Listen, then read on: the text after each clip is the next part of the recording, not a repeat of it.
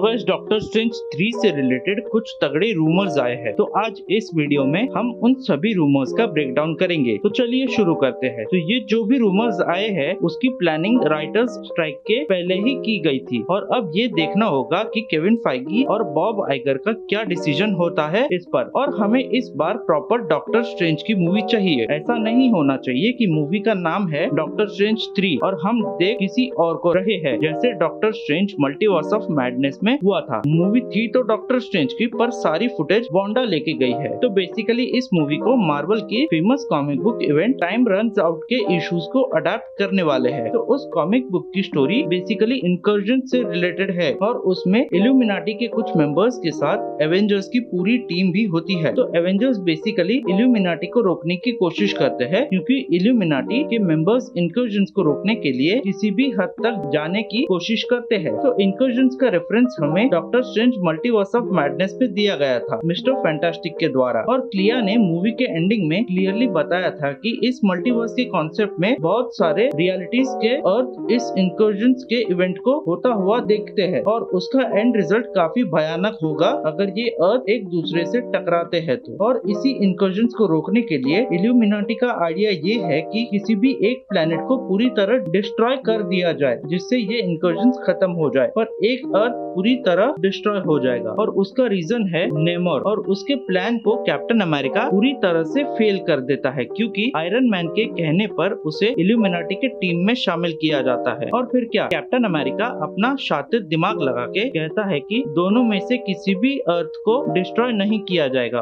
और वो infinity gauntlet को यूज करता है। और फिर उसी इन्फिनिटी गॉन्टलेट से इतना फोर्स यूज हो जाता है कि उसे पूरा गॉन्टलेट डिस्ट्रॉय हो जाता है और सभी इन्फिनिटी स्टोन्स भी गायब हो जाते हैं। और फिर डॉक्टर स्ट्रेंज अपनी पावर्स को यूज करके कैप्टन अमेरिका की याददाश्त मिटा देते हैं और उसे इल्यूमिनाटी के टीम से निकाल देते हैं। पर तभी एक ट्विस्ट आता है और होता कुछ ऐसा है कि कैप्टन अमेरिका की याददाश्त वापस लौट आती है और वो सभी इल्यूमिनाटी के मेंबर्स को ढूंढता है और सारी जिम्मेदारी अपने कंधों पर ले लेता है। और दूसरी तरफ डॉक्टर डूम अपने कारनामे किए जा रहा है और वो भी रुकना नहीं चाहता है। तभी उसे मॉलिक्यूल मैन मिलता है और फिर डॉक्टर डूम और मॉलिक्यूल मैन दोनों मिलकर ऐसे ऐसे कांड करते हैं जिसका किसी ने सोचा भी नहीं था। और इनके इन्हीं कारनामों के चलते वहाँ पर ब्लैक स्वान नाम की कैरेक्टर की टीम भी पहुँच जाती है। और ये सब कुछ कम था तो इसी मूवी में ब्लैक प्रीस्ट का भी कॉन्सेप्ट दिखाया जाएगा और उनकी भी पूरी टीम दिखेगी और क्लिया इस ग्रुप को लीड करेगी। पर कॉमिक बुक में देखे तो डॉक्टर स्ट्रेंज इस ग्रुप का लीडर बन जाता है कुछ ही मंथ्स के इवेंट के बाद। और ब्लैक प्रीस्ट की बात करें तो उनका काम ये है कि वो हाईटेक टेक्नोलॉजी को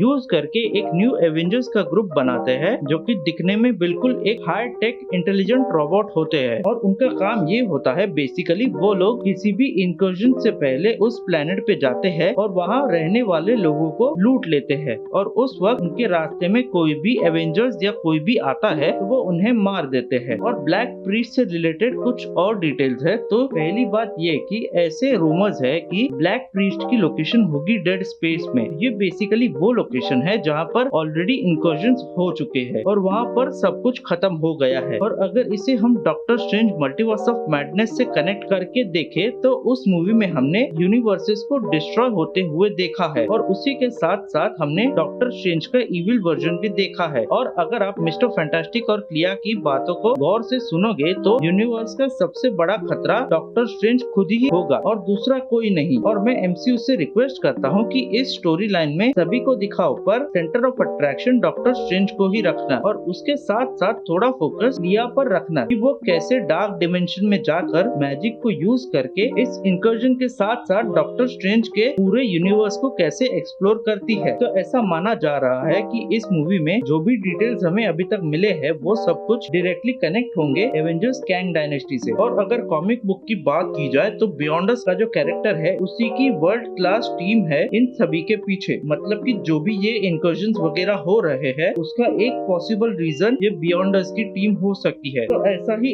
एक हिंट हमें यहाँ पर कैंग के वेरिएंट को लेकर दिया गया है और जो मल्टीवर्स के नाम पर हमारा एमसीयू ने काटा है मल्टीवर्स ऑफ मैडनेस मूवी में, मैं तो बहुत ही डिसअपॉइंटेड था उससे, क्योंकि मूवी का नाम है doctor strange multiverse of madness. तो मूवी में डॉक्टर स्ट्रेंज कम दिख रहा है और वांडा ज्यादा दिख रही है, और मल्टीवर्स के नाम पे हमें कुछ ही सेकंड्स के लिए मल्टीवर्स दिखा दिए गए थे। तो मैं चाहता हूँ कि doctor strange 3 movie doctor strange को ध्यान में रख के बनाई जाए, ताकि फैंस भी ज्यादा एक्साइटेड रहे। So guys, that's the end of the video. मिलते हैं अगले वीडियो में। तब तक वीडियो पसंद आया हो तो वीडियो लाइक कीजिए, चैनल पे नए हो तो चैनल को सब्सक्राइब कीजिए और वीडियो को अपने फ्रेंड्स के साथ शेयर कीजिए।